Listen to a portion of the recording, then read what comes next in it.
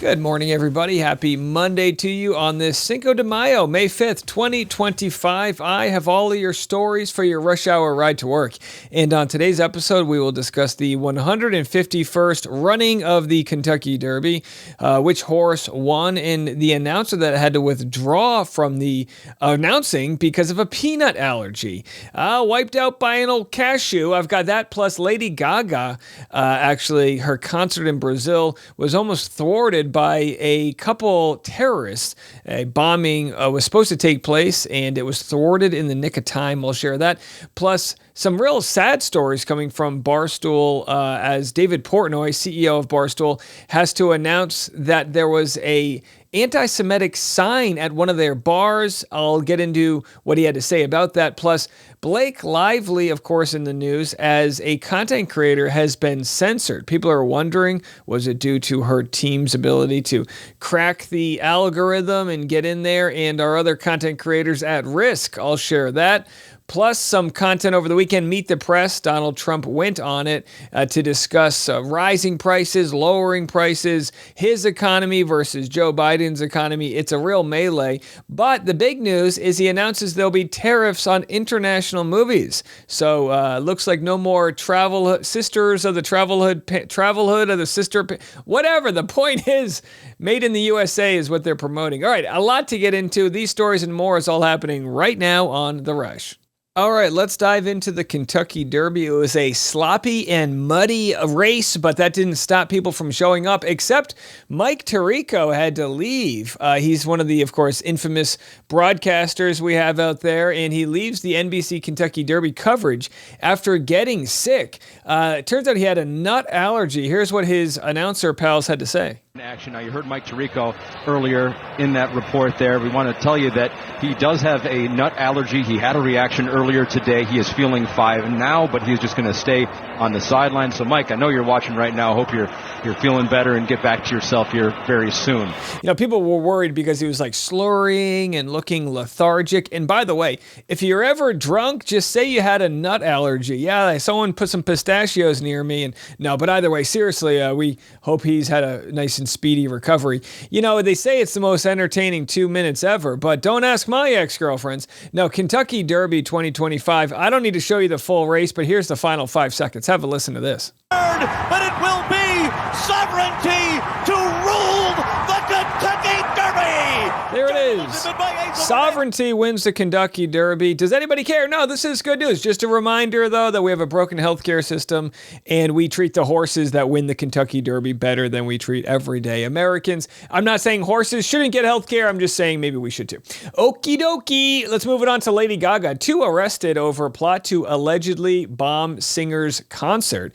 Police in Brazil claim they disrupted a violent plot to detonate explosives at Lady Gaga's record-breaking free concert that drew an estimated 2 million fans in Rio de Janeiro over the weekend. As it turns out, she didn't even know there was a bomb plot until after the show. And I'm not saying you should expect a bomb plot. I'm just saying when you perform for free in front of 2 million people, God bless the fact that they were able to thwart that. That would have been absolutely devastating. Now, here's a story from Dave Portnoy. There is a video that I did watch of him responding to the anti-Semitic sign that was found at a Barstool bar. The video, his response is it's so full of swears, and I don't blame him, that I can't share it with you. You can go find it online. It would be bleeps galore because it's a very passionate Dave Portnoy, not joking around about an anti-Semitic sign that appeared in one of his bars. Let me tell you something. I agree with Dave Portnoy here. It's absolutely ridiculous that this ever happened. So when you buy like a bottle at these bars, they come out with these stupid signs and you can like write whatever you want. It's always like, you know, like Becky says, hey, it's whatever. It's like, you know, it's like whatever. But someone wrote F the Jews. And this is, first of all, absolutely unacceptable anti-Semitism.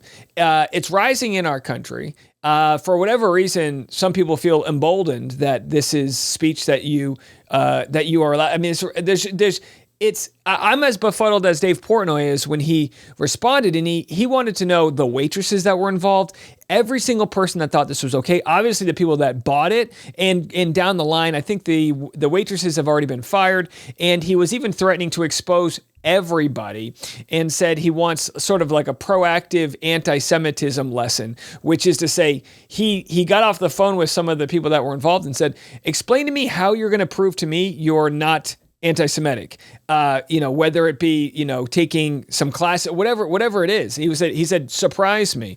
And we'll have to see what comes of it. And, it's just, it's wild sometimes to see this hiding in plain sight. And it's really tough to discuss some of these heavier topics on a show where we give you like short form content. We really can't dive too deep in it. But I previously covered a few weeks ago how Miss Rachel, the sort of YouTuber who covers all the kids' content, she's donated $1 million to World Food Programs USA that's providing 2 million meals to children and families all around the world. Now, there have been some groups that have wanted her investigated. I know this sounds crazy, for being pro-Hamas because she's been raising awareness to all of the kids that are stuck in this real senseless war that's existing right now in Gaza. Well, I wanted to share her update. She posted this today or yesterday. I recently watched a documentary about the children of October 7th. It is absolutely horrific and heart-wrenching what they went through and are still going through as they face the lasting trauma and loss of family members. I'm thinking not only of the Israeli children taken hostage, but also those who witnessed horrific acts of violence that day. Their innocent stolen in an instant. What they endured is unthinkable. No child, regardless of where they live, should ever experience such an unspeakable terror, loss, or sadness. All children deserve to feel safe, to be protected, and to grow up free from violence. Now, I share this because, sadly, with the internet, when you see somebody, sticking up for kids on one side of an arbitrary line, in this case in Israel, people say, well, what about the kids on the other side? And of course, you can just look back. She's speaking up for them as well. And what we need to remember with humanity is we draw these lines up. We collectively, our kingdom versus your kingdom, my fiefdom versus we make that as a way to try to protect ourselves in some psychological experiment called Earth, right? But the truth is, we're all human beings and we all care about each other and we all have empathy and grace. We do. We don't for the most part, right? There's crazy people out there, but we don't let crimes happen. That's the world I live in. You might be laughing, Dave, how naive. That's the world I live in. And to see Miss Rachel stick up for kids, no matter where they're from, I think it's just beautiful. It's beautiful amidst chaos. It's the eye in the center of a hurricane of tough stories. And she's putting her money where her mouth is, donating a lot of money that, plenty of politicians and billionaires out there that cheat the tax system and loopholes to hide money in different places.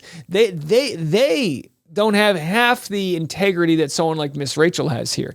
And in the world where some people that don't understand that, wanting good for one side doesn't want to take away from another. I hate to say it, but I feel like if the world had more leaders like Miss Rachel, we'd have a lot less war. All right, coming up next, I've got updates on the Blake Lively versus Justin Baldoni lawsuits. Plenty to jump into. We'll get to that next. All right, several different Blake Lively, Justin Baldoni, and Ryan Reynolds stories to get into. The first is a reporter by the name of Melanie Miller for Backgrid cornered Ryan Reynolds during his appearance at Green Day's Walk of Fame celebration and tried to find out why he was unfollowed by Travis Kelce. Didn't get an answer, but A for effort. Have a listen to this. Are you guys friends? Guys, can I have a How come selfie? he unfollowed you? Thanks, brother. You're How come Travis Kelce unfollowed you? Is there a problem? You guys are good? She goes, how come Travis Kelce unfollowed you?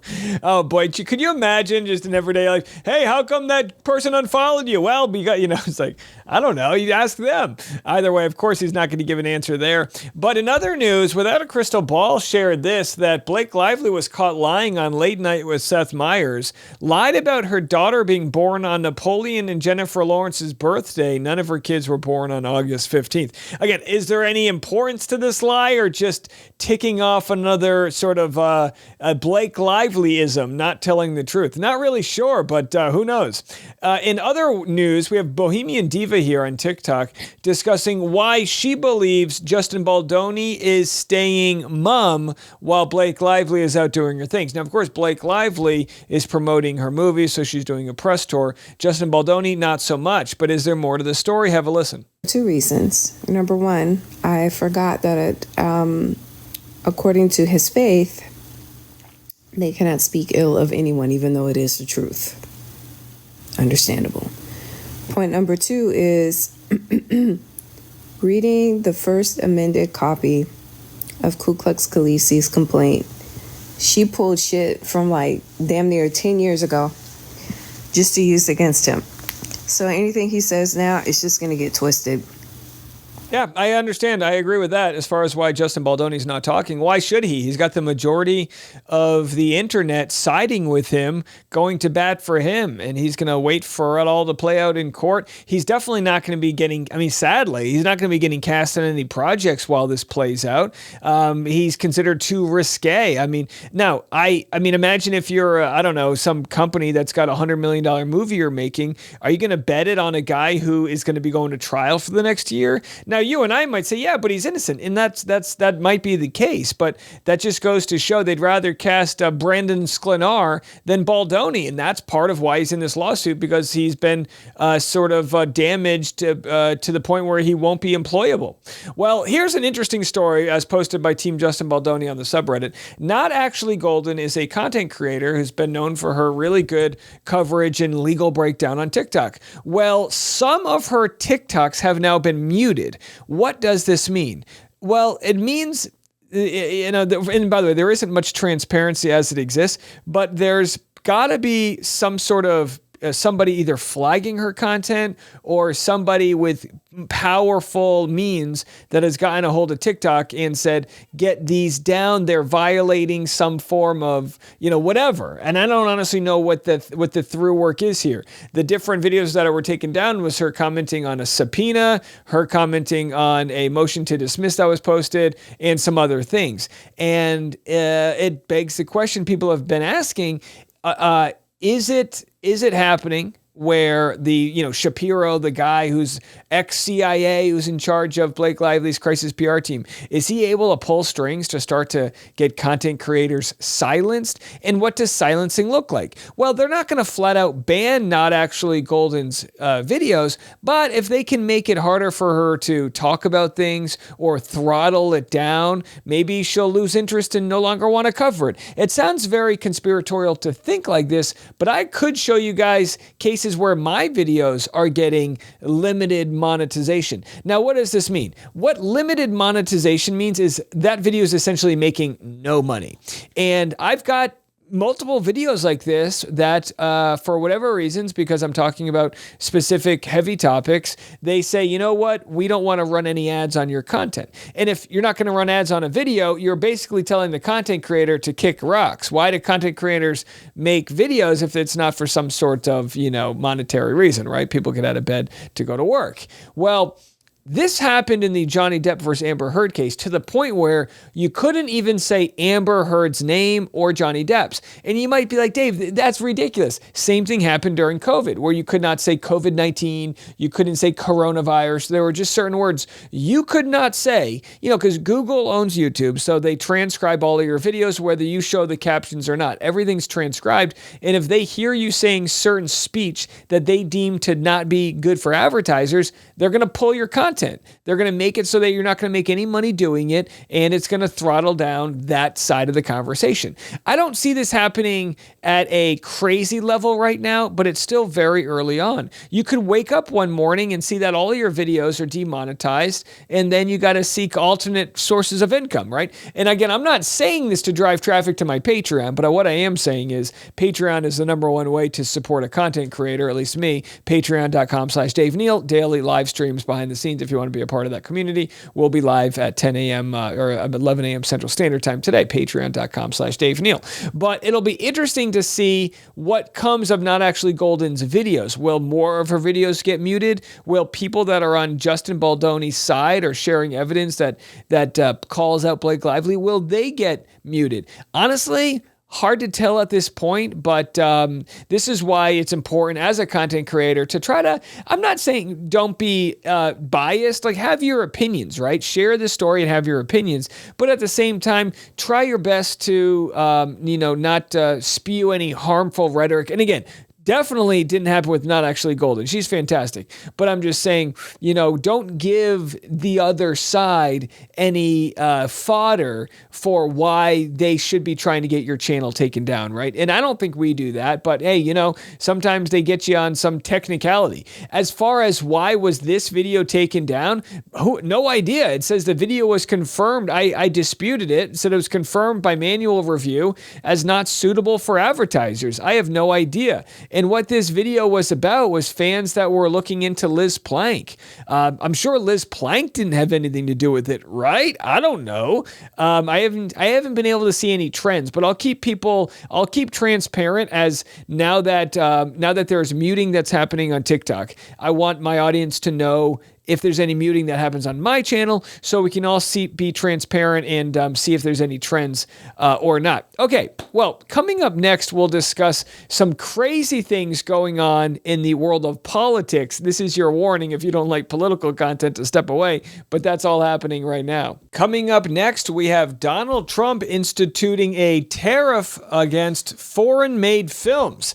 He posted this: the movie industry in America is dying a very fast death. Other countries are offering all sorts of incentives to draw our filmmakers and studios away from the United States.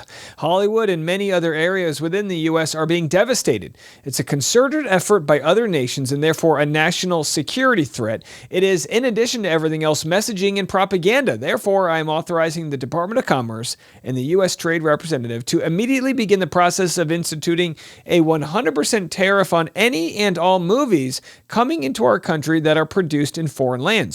We want movies made in America again. Now, this is complicated, right? I have more questions than answers on this. First of all, locations are a character in and of themselves, right? If you're going to make a movie about Dublin, you're going to go to Dublin.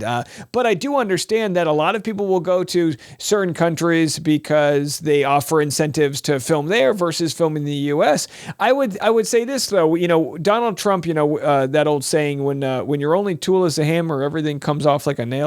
And so he thinks everything's a nail here, and he just wants to hammer it down. And now I think rather than create a tariff on foreign-made movies, just offer better incentives to shoot in the U.S., right? That being maybe certain tax write-offs, which they do have in different states, tax incentives to shoot in Massachusetts or to shoot in California or whatever the case may be. But either way, this is a good news for the film industry in the United States to a degree, but what will this mean about how complicated it might be to have a film that takes place somewhere else? I don't really know. We'll see if we get any more information on this, if this will even happen. But interesting stuff to say the least. And over the weekend, the president was under fire for his AI picture of himself as the Pope. Fans and critics sound off. Now, this is what's so funny, right? I had people, when I made a joke last week after the Pope passed, saying that the conclave will involve Elon Musk donating $100 million to elect the next Pope. Now, obviously, I made a joke because he donated in the U.S. election, right? And I got some pushback from people saying, "Oh, Dave, how dare you joke about the Pope?" When in fact the joke was really about the oligarchy and whatever. But now it's like, how do people defend this, right? Do you remember last year we had everyone up in arms over the Olympics in France, right, in Paris, when they said, that the French were desecrating the Christian culture by making a mockery of the Last Supper, blah, blah, blah, blah. Well, where are those people now? Where's Candace Cameron Bure and all of the people that get outraged when they think Christianity is being mocked? Then the president mocks it like this? Now, I personally don't care either way. I really don't care either way. Do this all you want as long as you're lowering grocery prices and making homes affordable and trying to get universal health care, which of course we know is not happening. But my point being is this is all a distraction. It's just a troll post, and I'm not having it. So I wanted to share several clips from the Meet the Press interview that Donald Trump did with Kristen Welker. And these, very volatile type of stuff here. Have a listen to him defend the fact that gasoline's going down. Are already going up on some popular items. Whoa. Tires, strollers. This is such a dishonest interview already.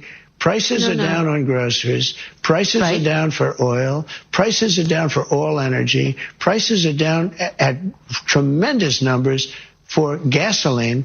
And let me tell you, when you have the big thing, what he did, he spent like a stupid person, which he was, but he spent like a very stupid person, and that was bad for inflation. But what really killed us with inflation was the price of energy. It went up to $3.90, even $4, and in California, $5 and $6, right? Okay.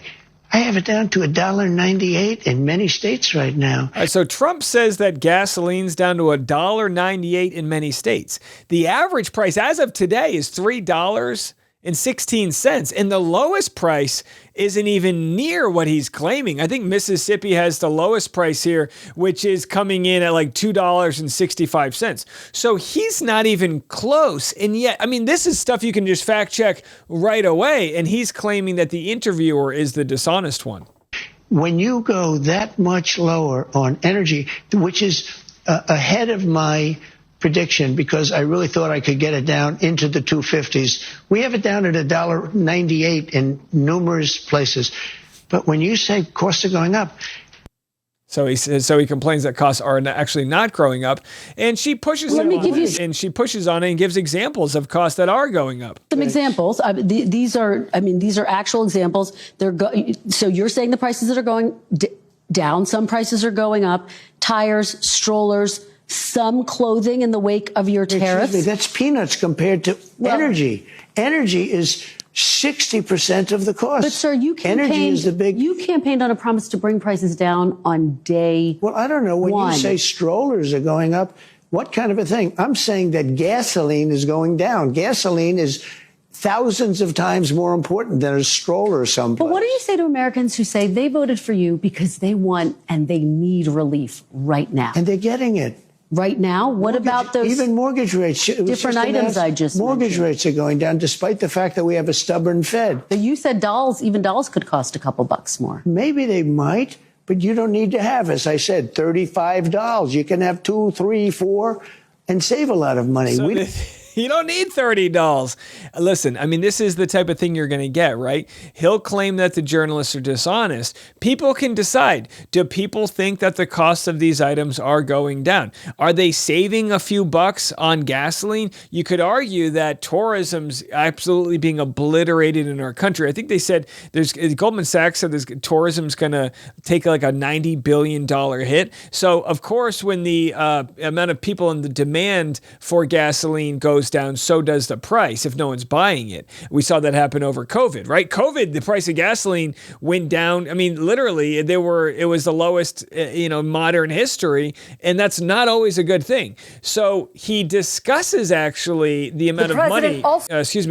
Trump discusses the amount of money that they are going to have to spend on a military parade, which coincidentally will fall on his 79th birthday. Have a listen to this. The president also told me that next month he's planning a military parade celebrating the 250th anniversary of the U.S. Army that also falls on his 79th birthday. We're going to have a big, beautiful parade. A military parade? Yeah, sure. Okay. We're going to celebrate our military. We have the greatest military in the world. What's the price tag? Do you know? Peanuts compared to the value. So he says that the price is peanuts. Strollers are high, but this parade is peanuts. Defense officials say the estimated cost could be as high as $45 million. Although I heard $100 million, but really, what's the difference? Doing it. We have the greatest missiles in the world. We have the greatest submarines in the world. We have the greatest army tanks in the world. We have the greatest weapons in the world. Are they going to bring the submarines onto the streets? How is this going to work? So there is a big question about this parade, and they dive into it more on CBS Evening News. Have a listen. The final cost of the parade is still being determined, but one defense official tells CBS News early estimates put it at tens of millions of dollars. Held near the National Mall, it would involve more than 6,000 troops, 50 military aircraft, plus 150 military vehicles like Bradleys and Strykers. Also tanks. And a U.S. official tells CBS News they'll likely have to be put on flatbed trucks to distribute their weight to prevent damage to roads. You know, they were going to bring strollers, but the cost of strollers are too high. They couldn't. President Trump's been calling for such a parade since his first term. It's scheduled for June 14th, which besides being his 79th birthday, is also the 250th anniversary. All right, so again, look, I'm in the stage of things where I'm like, F around and find out, right? People can decide for themselves. May 2025, the month we're in that right now, is going to be extremely interesting as people can go to Walmart, they can go to Target, they can go to whatever their places are where they buy things, and they can see for themselves. Will there be bicycles in the racks where they sell bicycles at Walmart, or will they be gone, right? Will all of these items that exist on a very delicate supply chain exist there or not? I mean, I studied business in college, right? Studied supply chain management. And I know in today's modern world, there isn't like some giant warehouse in Utah that holds a year's supply of all of these things. No, they come in from shipping containers from overseas, and then they go to a distribution center, and then they end up at Costco. Like, that's it. So once that distribution center's gone, there's nothing to, and again, Trump says, just quit buying 30 dolls. I think he makes the argument way simpler than what it is. And there will be a Christmas where there may be limited toys, which means there'll be a higher demand for those toys, which means the price will go up because there aren't alternatives. And some people say, well, this is because the U.S. has been greedy in buying things abroad. Well, maybe to an extent that might be true, but you can't just unravel the whole international system, put together these colossal tariffs, and think that it's not going to cause a crazy, butterfly effect around the world. So we'll have to see how that plays out. That's, and again, maybe you have to choose between buying that 30th doll and attending Donald Trump's 79th birthday party. Quite a birthday party it's going to be. $40 million. Will there be a dunk tank? Like, what's going on there? Anyhow, that's it for us this morning. We'll be on Patreon if you want to be a part of our private live stream, patreon.com/Dave Neal, or maybe you just want to donate to the channel. That's a good way to do it. And then we'll see you this afternoon. I'll be back then. I'm Dave, and this is The Rush.